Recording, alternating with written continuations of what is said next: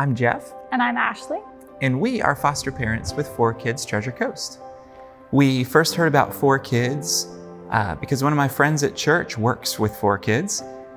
And he presented the need to our church for people to get involved with the foster care community. And we had no idea what that meant, but we could get involved with the need by supporting 4 Kids financially. And so that was our first step to getting involved with 4 Kids.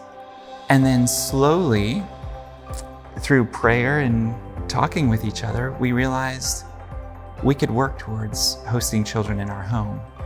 And so that's where our journey ended up. And before we knew it, we had a licensing worker at our home licensing us. And then before we knew it, we had our first placement. And now we have 3 kids, 3 and under. Right. And as we've been adjusting to that, we've been trying to get to know these kids. They're basically strangers that have moved into our home that we're trying to get to know and understand. We've been working on bedtime routines and potty training. One of the things that we've been working on with the little guy we get to foster is life skills and expanding, let's say, his palette of experiences in life. We know that we may not have him long term, and so we want to make sure that he has the skills that he needs to take care of himself, to take care of his little sister that we get to foster, and that he gets to see a world that he may never otherwise get to experience. One of the things that struck me the other day was he yearns to do something new, and I realized he'll hold himself back unless I say, why don't you go try this, or go do this, or why don't you go do this? He looks up with excitement and says, huh, I can do that?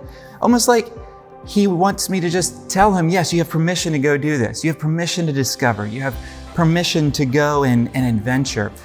And God taught me a very important lesson that day in the sense that sometimes even we as adults don't realize that God has given us so much to discover about Him, about the world around us.